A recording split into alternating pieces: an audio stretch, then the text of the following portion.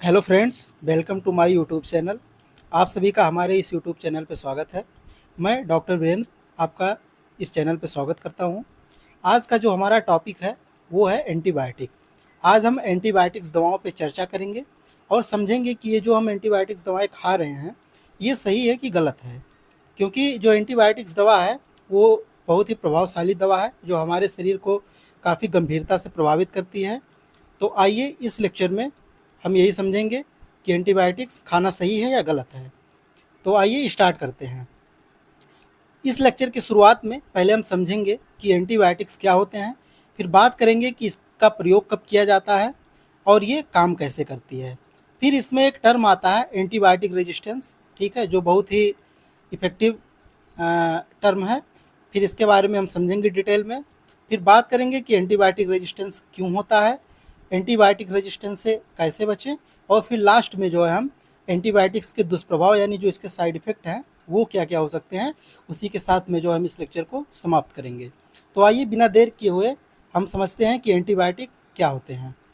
Antibiotics ऐसी दवाइयाँ हैं जो मनुष्यों और जानवरों में बैक्टीरिया के संक्रमण से लड़ती हैं। यानी सीधी भाषा में अगर हम समझें तो एंटीबायोटिक्स वो दवाएं होती हैं जो मनुष्यों यानी ह्यूमंस और जानवरों यानी एनिमल्स, ह्यूमन और एनिमल्स में जो बैक्टीरियल इन्फेक्शन होता है उसके अगेंस्ट जो है फाइट करते हैं, यानी उससे लड़ती हैं और उसको हराती हैं यानी उसको डिफीट करती हैं। फिर बात करें कि इसके प्रयोग के बारे में कि इसका प्रयोग कब किया जाता है, तो एंटीबायोटिक्स का प्रयोग हम जीवाणुओं यानी बैक्टीरिया से होने वाले संक्रमणों का इलाज या उन्हें रोकने के लिए करते हैं। कहने का मतलब है कि एंटीबायोटिक्स का प्रयोग हम तब करते हैं जब हमारे शरीर में कोई बैक्टीरियल इन्फेक्शन होता है और उसको हमें ठीक करना होता है, तो उस स्थिति में हम जो है एंटीबायोटिक्स का प्रयोग करते हैं। तो एंटीबायोटिक्स क्या करते हैं, या तो उस संक्रमण को पूरी तरीके से ख़त्म कर देते हैं या उन्हें रोकने का प्रयास करते हैं। रोकने का प्रयास से मतलब है कि उसको आगे बढ़ने से रोकते हैं ताकि वो और गंभीर रूप ना ले सके। अब बात करें कि इसका प्रयोग कब किया जाता है, यानी एंटीबायोटिक्स जो है इसके प्रयोग कब किया जाता है, तो जीवाणु संक्रमण का इलाज यानी जो बैक्टीरियल इन्फेक्शन है या माइक्रोबियल इन्फेक्शन है उसके ट्रीटमेंट में जो है हम इसका इलाज इसका उपयोग करते हैं। या दूसरे स्टेप में बोलें तो संक्रमण की रोकथाम यानी प्रोफाइलेक्सिस के लिए, यानी अगर हमारे शरीर में कोई इन्फेक्शन है, बैक्टीरियल इन्फेक्शन है, तो उसको अगर हमें रोकना है तो उसके लिए भी जो है हम एंटीबायोटिक्स का यूज़ करते हैं। या गंभीर संक्रमण यानी जो सीवियर इन्फेक्शन होता है तो उस स्थिति में भी जो है हम एंटीबायोटिक्स का यूज़ करते हैं। अब इसमें एक ख़ास बात ये है कि ये जो एंटीबायोटिक्स हैं ये सर्दी, जुखाम, फ्लू, कोविड-19 या अन्य वायरस से होने वाली बीमारियों के खिलाफ काम नहीं करती हैं, क्योंकि ये वायरस पर असर नहीं करती हैं। जो एंटीबायोटिक्स होती हैं ये बैक्टीरिया पे माइक्रोब्स काम करती हैं, उसको लड़ती हैं और उसको डिफीट करती हैं या उसको किल करती हैं। लेकिन ये जो है वायरस पे काम नहीं करती हैं। वायरस पे केवल जो आपका एंटीवायरल ड्रग है वही काम करता है। तो अगर किसी को सर्दी जुकाम या फ्लू या कोविड-19 या कोई अन्य वायरस की समस्या है तो अगर उसमें आप एंटीबायोटिक्स ले रहे हैं तो आप अपना समय बर्बाद कर रहे हैं और अपना पैसा खर्च कर रहे हैं। इससे आपको कोई लाभ होने वाला नहीं है। तो उस स्थिति में जो है हमें एंटीबायोटिक्स का यूज़ नहीं करना है। अब आइए आगे समझते हैं कि एंटीबायोटिक्स काम कैसे करती है। ये बैक्टीरिया को मारकर या उन्हें फैलने से रोककर काम करते हैं। अभी हमने जो पहले बात किया था कि एंटीबायोटिक्स क्या करते हैं, ये हमारे शरीर के अंदर जाते हैं तो या तो ये वहाँ पे बैक्टीरिया को पूरी तरीके से किल कर देते हैं जो इन्फेक्शन होता है, या तो उन्हें रोकते हैं आगे बढ़ने से। और जब उन्हें आगे बढ़ने से रोक देते हैं तो जो इन्फेक्शन है वो आगे बढ़ नहीं पाता है, तो जिससे हमारी बीमारी रुकी रहती है और हमें टाइम मिल जाता है एक एप्रोप्रिएट और डिफिनेटिव ट्रीटमेंट लेने का, यानी एक सही इलाज के लिए हमें थोड़ा सा समय मिल जाता है। तो इस तरीके से ये काम करती हैं। इसमें और भी इसके मैकेनिज्म होते हैं, ठीक है, मैकेनिज्म एक्शन होता है कि ये किस किस तरीके से काम करती हैं, तो वो यहाँ पे चर्चा करने का विषय नहीं है क्योंकि ये एक सामान्य लेक्चर है जिसको कोई भी सुन सकता है और समझ सकता है आराम से। तो इसलिए हम उसके मैकेनिज्म ऑफ एक्शन के बारे में यहाँ बात नहीं करेंगे। मोटे मोटे तौर पर यही समझेंगे कि जो बैक्टीरिया होता है वो या तो एंटीबायोटिक्स से किल कर दिया जाता है या तो एंटीबायोटिक्स देकर उसे उसके ग्रोथ को स्टॉप कर दिया जाता है, यानी रोक दिया जाता है। अब आगे समझें कि एंटीबायोटिक रेजिस्टेंस क्या है। जो अभी हमने शुरुआत में एक टर्म आया था एंटीबायोटिक रेजिस्टेंस, तो हमने कहा था कि इसके बारे में हम आपसे थोड़ा डिटेल में बात करेंगे। तो एंटीबायोटिक रेजिस्टेंस आप समझते हैं। एंटीबायोटिक रेजिस्टेंस में बैक्टीरिया एंटीबायोटिक दवाओं के प्रभावों, यानी जो उसकी इफेक्टिव होती है, पावर होती है, उसका विरोध करने लगते हैं, जिससे वे मरते नहीं हैं और बढ़ते रहते हैं। और इन प्रतिरोधी बैक्टीरिया, यानी जो रेजिस्टेंस बैक्टीरिया है, होने वाले संक्रमण का इलाज करना मुश्किल या असंभव हो जाता है।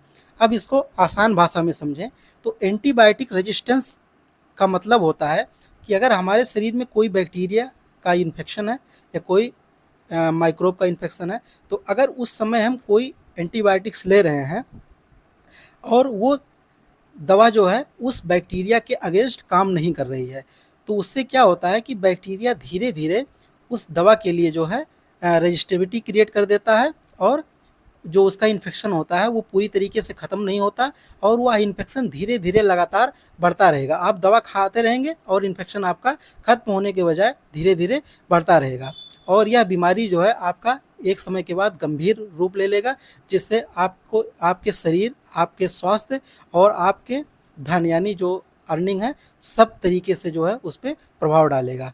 तो ये होता है एंटीबायोटिक रेजिस्टेंस। अब बात करें कि एंटीबायोटिक रेजिस्टेंस होता क्यों है, तो एंटीबायोटिक रेजिस्टेंस उस स्थिति में होता है जब आप एंटीबायोटिक दवाओं का गलत उपयोग करते हैं। गलत उपयोग करने का मतलब है जब डॉक्टर की सलाह के बिना एंटीबायोटिक दवाएं ली जाती हैं या कोर्स पूरा होने से पहले ही दवा बंद कर दी जाती है, तो कुछ बैक्टीरिया बचे रहते हैं और वो जो है प्रतिरोधी बन जाते हैं उस दवा के अगेंस्ट। तो इस तरीके से जो है एंटीबायोटिक रेजिस्टेंस क्रिएट हो जाता है। यानी कहने का मतलब है कि आप कोई गलत दवा ना लें। अगर आप कोई एंटीबायोटिक दवा यूज़ कर रहे हैं तो वो आप डॉक्टर से परामर्श के अनुसार ही उस दवा का यूज़ करें। दूसरा बात करें कि और क्यों हो सकता है, तो दूसरा हो सकता है अनावश्यक उपयोग। अनावश्यक उपयोग का मतलब है कि एंटीबायोटिक्स केवल जीवाणु संक्रमण का इलाज करते हैं, यानी बैक्टीरिया का और माइक्रोब्स का जो है इलाज करते हैं, वायरस के इन्फेक्शन जैसे सर्दी और फ्लू का नहीं।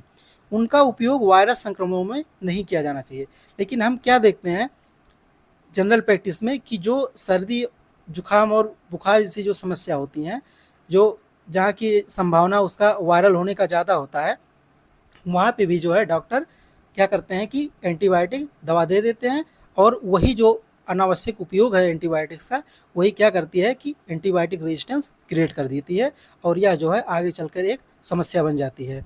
फिर बात करें कि एंटीबायोटिक से बचे कैसे, यानी सर आपने बता दिया कि एंटीबायोटिक से गलत अगर उसका उपयोग करें या अनावश्यक उपयोग करें तो उससे रेजिस्टेंस क्रिएट हो जाता है। लेकिन अब आप ये बताएं कि जो एंटीबायोटिक रेजिस्टेंस है उससे हम बचे कैसे। तो उससे बचने के कुछ बहुत ही साधारण नियम है, जैसे कि डॉक्टर के निर्देश माने। अगर आप कोई दवा ले रहे हैं, अगर डॉक्टर आपको कोई एडवाइस दे रहा है, सलाह दे रहा है, तो आप उसको माने। अगर डॉक्टर आपको बोल रहा है कि सर ये आपको 7 दिन एंटीबायोटिक लेना है, ये दवा आपको 7 दिन लेना है, तो आप वो दवा 7 दिन लें, और उसके बाद अगर आपको कोई समस्या हो रही है, कोई तकलीफ़ हो रही है, तो आप जाएँ डॉक्टर के पास, उससे फिर कंसल्ट करें। अगर फिर वो जो आपको डायरेक्शन दे रहा है उसके हिसाब से जो है आप आगे काम करें और पूरा कोर्स करें। यानी डॉक्टर अगर आपको 7 दिन की 14 दिन की दवा दे रहा है और बता रहा है कि आपको 7 दिन, 14 दिन या 1 महीने दवा खाना है, तो आप उतना दवा खाइए, आप कोर्स पूरा करिए, उसको अधूरा मत छोड़िए। वायरल संक्रमण के लिए ना लें। अगर आपको गले में खराश, ठीक है, सर्दी जुकाम जैसी समस्याएं हैं, जो लगभग सबको पता ही है कि ये जो है आपका 1 हफ्ता 10 दिन के पहले ठीक नहीं होने वाला है, आप कितना भी दवा करवा लीजिए, तो उस स्थिति में आप जो है एंटीबायोटिक दवा ना लें, खुद से ना लें। और सबसे इम्पॉर्टेंट चीज़ क्या है कि आप दवा साझा ना करें। जैसे हमारे इंडियन सोसाइटी में क्या देखा जाता है कि जैसे कोई एक पेशेंट है, अगर वो किसी डॉक्टर को दिखाया है, तो जो डॉक्टर ने उसको दवा प्रिस्क्राइब किया है वो लेके आया अपने लिए, स्वयं के लिए। लेकिन अगर घर में या आस-पास में पड़ोस में अगर किसी को कोई समस्या हो रही है, तो वो डॉक्टर का पर्चा देता है और कहता है कि सर ये लीजिए, ये आप दवा ले आइए, यही सेम समस्या हमको थी और इससे हमें जो है आराम मिल गया था, ये दवा आप ले आइए और इतने दिन खा लीजिए, इससे आपको आराम मिल जाएगा। तो ये चीज़ें आपको बिल्कुल नहीं करनी है। ना तो अपनी दवा किसी को देनी है और ना तो किसी की दवा आपको खानी है। इससे जो है आप एंटीबायोटिक रेजिस्टेंस से बच सकते हैं। अगर आपको भविष्य में कोई सीवियर प्रॉब्लम हो रही है तो वहाँ पे जो है आपको एक एप्रोप्रिएट और डिफिनेटिव ट्रीटमेंट मिलेगा, जिससे आपके स्वास्थ्य में काफ़ी तेज़ी से सुधार आएगा और आप स्वस्थ होकर आप अपने घर आ जाएंगे। तो ये आपको ध्यान रखना है। अब बात करें कि सर अगर एंटीबायोटिक्स काम करते हैं, हमने सुना है कि एंटीबायोटिक्स काम करते हैं और इसके कुछ साइड इफ़ेक्ट भी होती हैं। तो जी हाँ, इसके साइड इफ़ेक्ट होते हैं। साइड इफ़ेक्ट को हम हिंदी में दुष्प्रभाव कहते हैं, यानी जो दवा का प्रभाव है उसके अगेंस्ट अगर कुछ सिम्पटम शो हो रहे हैं तो उसे दुष्प्रभाव मान लिया जाता है। तो एंटीबायोटिक्स के जो दुष्प्रभाव हैं उसमें आपका सबसे कॉमन और सबसे पहला जो है पाचन संबंधी समस्या, मतलब आपको पेट में दर्द, मतली यानी नौजिया, उल्टी यानी वॉमिटिंग, दस्त, डायरिया या कॉन्स्टिपेशन होने की संभावना हो जाती है। और दूसरे दुष्प्रभाव के बारे में बात करें, साइड इफेक्ट के बारे में, तो इसमें एलर्जी, यानी आपके त्वचा पे जो है स्किन पे चकत्ते हो जाएंगे, रैशेस पड़ जाएंगे, खुजली इचिंग होने लगेगी और सूजन यानी इन्फ्लामेशन हो जाएगा। फिर बात करें सबसे लास्ट और सीवियर साइड इफ़ेक्ट के बारे में, तो ये होता है फंगल इन्फेक्शन। और फंगल इन्फेक्शन क्यों होता है? क्योंकि जो एंटीबायोटिक्स होते हैं ये गट में मौजूद, यानी जो पेट में जो आंत है उसमें मौजूद जो बैक्टीरिया है उनको मार देते हैं, जिससे फंगस बढ़ जाती है और ये धीरे धीरे क्या करती है, एक फंगल इन्फेक्शन क्रिएट कर देती है। तो ये कहीं ना कहीं जो है एंटीबायोटिक्स के दुष्प्रभाव हैं, एंटीबायोटिक के साइड इफ़ेक्ट हैं। तो उम्मीद करते हैं कि ये लेक्चर आपको समझ में आया होगा और इससे आप कुछ ना कुछ जानकारी प्राप्त करेंगे जो आपके स्वास्थ्य को बेहतर बनाने के लिए आगे आपके काम आएगा और इसे आप ध्यान में रखेंगे। तो आज के लिए इतना ही। आप हमारे चैनल को लाइक करें, शेयर करें, सब्सक्राइब करें और आगे ऐसे अच्छे अच्छे वीडियोज़ आपको मिलते रहेंगे। धन्यवाद।